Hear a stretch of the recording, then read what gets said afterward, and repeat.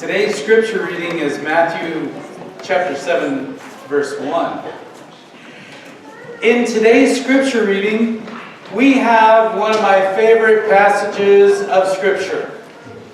Of course, I have a lot of favorite passages of scripture, but in today's scripture reading, Jesus tells his disciples, and he tells you and me, do not judge, so that you may not be judged. For with the judgment that you give will be the judgment you will be judged. Let me do that again. I'll read it.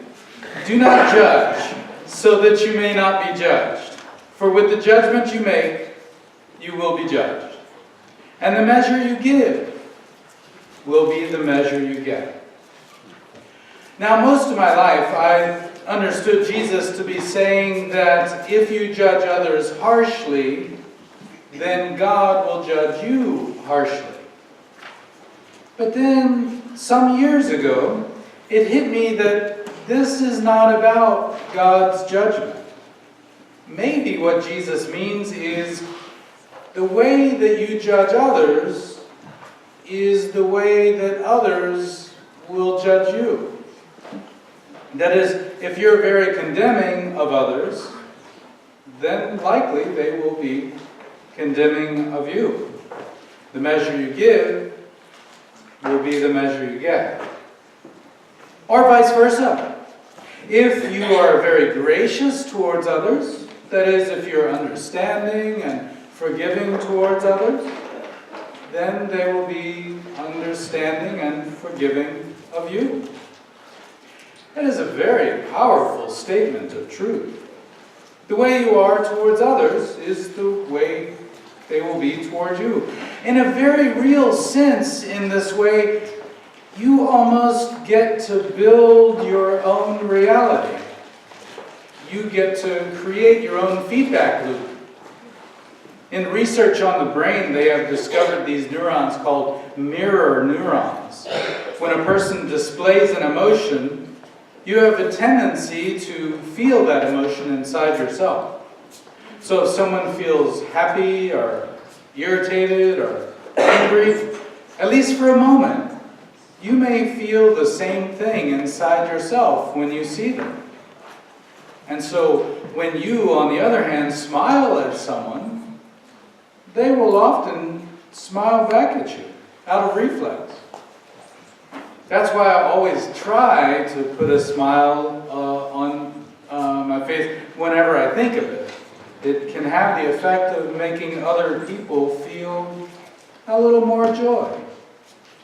In the same way, if you express care and concerning for the people that you meet throughout your day, they will feel that love and concern. And they'll probably respond by being more open and caring toward you. The other day I was coming out of a hospital in Baltimore, and this lady behind the information desk looked sort of grumpy. She looked sort of grumpy, you could just tell. So as I was walking by, I just said, "Sure is cold outside." No reply. Then I said, "I'll bet that cold wind from those doors comes right at you behind the desk." And that's when she said, "That's why I got a heater tucked up underneath this desk." And she smiled. It was a small exchange. But a place of connection and warmth in the midst of a cold world. And so in a very real sense, you have the opportunity to create the world around you every day. Oh, I know, of course it doesn't work all the time, but your attitude really does shape your world, and it shapes you. Remember that profound understanding that Jesus is teaching us. Do not judge, so that you may not be judged. For with the judgment you make, you will be judged. And the measure you give will be the measure you get. So first we talked about your attitude of grace or judgment, how that can influence the people around you. But you know what? It also can turn inwards on yourself as well.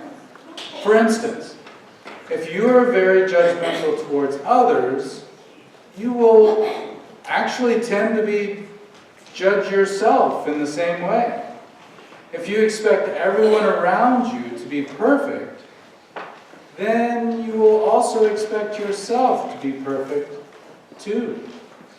If you're very condemning towards others, then you're likely to also be condemning towards yourself.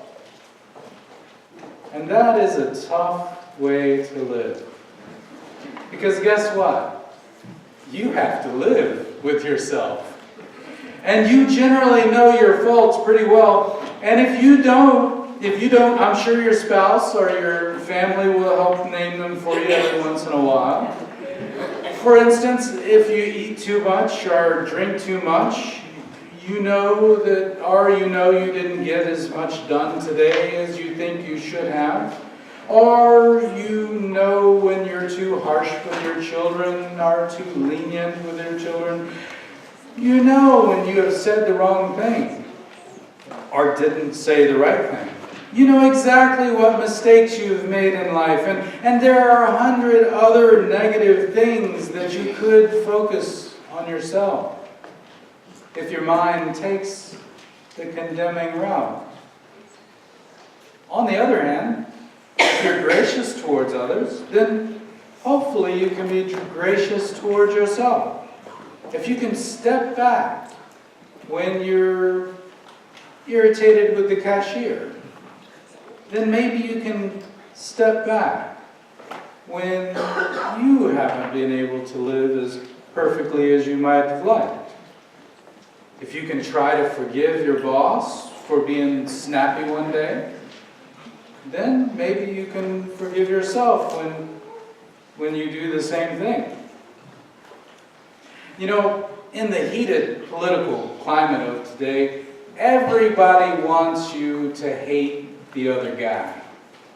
As a matter of fact, that's where the commentators and politicians make all their money. But you know what? Most people are just trying to do the best that they can. The other guys are feeling just as threatened as you are, just on different issues. And everybody wants to blame somebody. It's easier that way. But the way of Jesus, take a step back. That other guy is your brother. That other lady is your sister. And none of us really have a full picture.